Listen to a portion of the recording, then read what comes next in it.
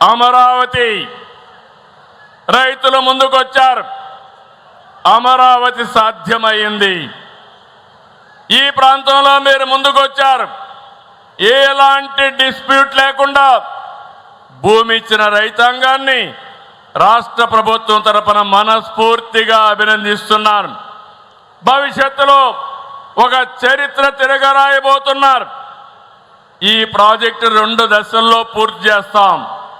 మొదటి దశ 7.3 MMTPA, రెండో దశ 10.5 MMTPA ఉత్పత్తి చేస్తుంది. ఇది స్టీల్ ప్లాంట్ కాదు. ఈ రోజు మనం వేసిన ఫౌండేషన్ స్టీల్ సిటీకి ఫౌండేషన్ వేసామని మరొకసారి విజ్ఞప్తి చేస్తున్నాను. ఇప్పుడే విశాఖపట్నంలో స్టీల్ ప్లాంట్ ఉంది. ఈరోజు ఇక్కడ నక్కపల్లిలో ఇంకొక స్టీల్ ప్లాంట్ వచ్చింది. ఈ స్టీల్ ప్లాంట్ దేశంలోనే అతిపెద్ద స్టీల్ ప్లాంట్. మనం వచ్చిన వ్యక్తులను చూస్తే ప్రపంచంలోనే ఉక్కు మనిషి అంటే దానికి మారు పేరు మిత్తల్ గారని చెప్పి కూడా నేను మీ అందరికీ విజ్ఞప్తి చేస్తున్నా. ఈరోజు ఎక్కడ స్టీల్ వాడినా ఆ స్టీలు ఆర్సీఆర్ మిత్తల్ నుంచి వెళుతుంది. అలాంటి వ్యక్తులు ఇక్కడ రావడం జరిగింది. స్టీల్ ప్లాంట్తో పాటు 50 MMTPA సామర్థ్యంతో క్యాప్టివ్ పోర్ట్ కూడా వస్తుంది. 316 ఎకరాలతో ఏర్పాటు చేస్తారు.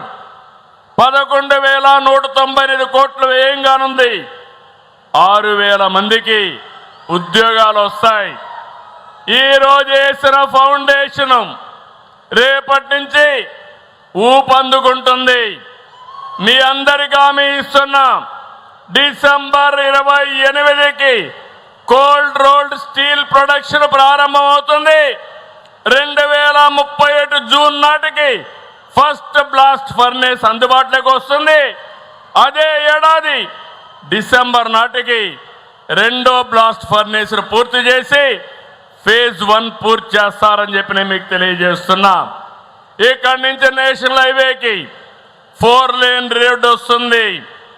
నీళ్ళు ఇస్తున్నాం, ల్యాండ్ ఉంది, కరెంట్ ఇస్తాం.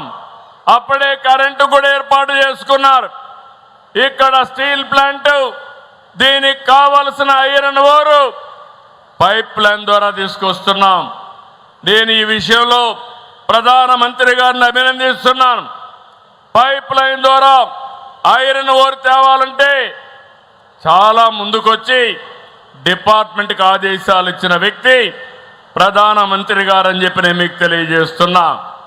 దీనివల్ల ఈ ప్రాంతం రూపురేఖలు మారుతాయి.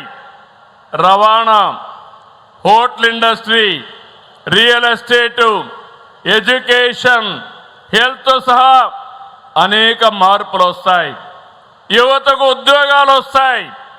అందుకే మీరందరూ గుర్తుపెట్టుకోవాలి, ఇప్పటికే 25 పాలసీలు కొత్తగా తీసుకొచ్చాం. ఈజ్ ఆఫ్ డూయింగ్ బిజినెస్ నుంచి స్పీడ్ ఆఫ్ డూయింగ్ వైపు మనం ముందుకెళ్తున్నాం. పరిపాలన అనుమతులు అన్నీ కూడా దగ్గరుండి ఇచ్చాం. నా ఉద్దేశం, నేను ఒకటే మీ అందరికీ విజ్ఞప్తి చేస్తున్నాను, ప్రపంచంలో ఎక్కడా లేని విధంగా ఇంత తొందరలో భూసేకరణ చేసిన ఏకైక ప్రభుత్వం ఆంధ్రప్రదేశ్ ప్రభుత్వం. ఆంధ్రప్రదేశ్ రాష్ట్ర ముఖ్యమంత్రిగా చంద్రబాబు నాయుడు అని నేను చెప్తున్నాను.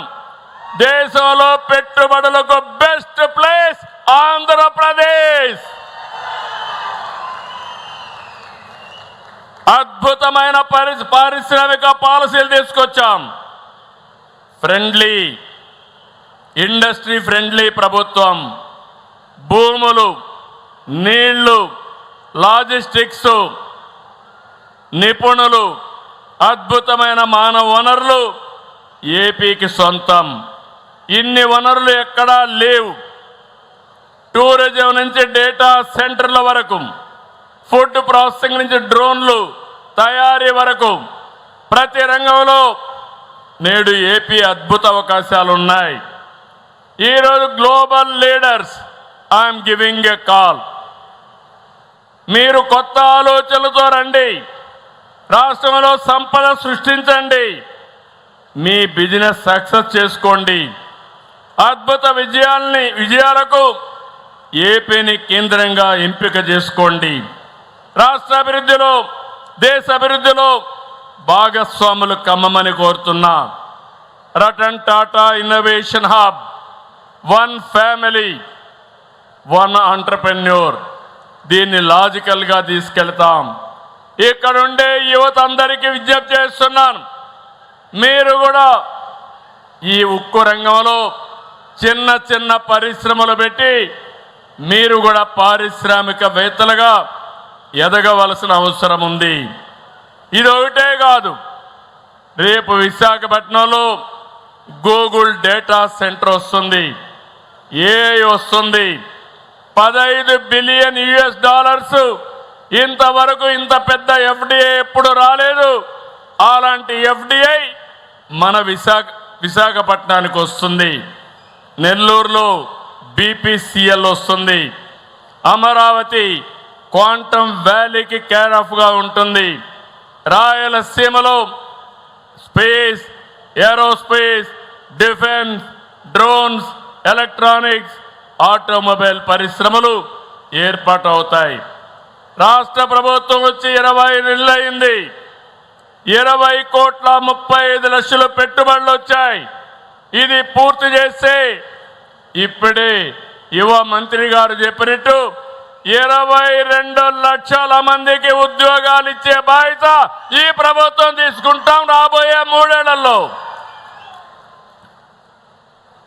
గ్రీన్ ఎనర్జీ రంగంలో రాష్ట్రం సాధించే విజయాలు దేశంలోని ఒక ట్రెండ్ సెటర్ కానున్నాయి. విశాఖ ప్రాంతం విఆర్ అద్భుతమైన భవిష్యత్తు ఉంటుంది. ఇక్కడ తీర ప్రాంతం, టూరిజం, డేటా సెంటర్లు, ఉక్కు పరిశ్రమలు, ఐటీ కంపెనీలు, నాలెడ్జ్ ఎకానమీ, లాజిస్టిక్స్, కనెక్టివిటీ, ఆహ్లాదకరమైన వాతావరణంలో విశాఖపట్నాన్ని ప్రపంచ స్థాయి నగరంగా తయారు చేసే బాధ్యత ఈ కూటమి ప్రభుత్వానిది.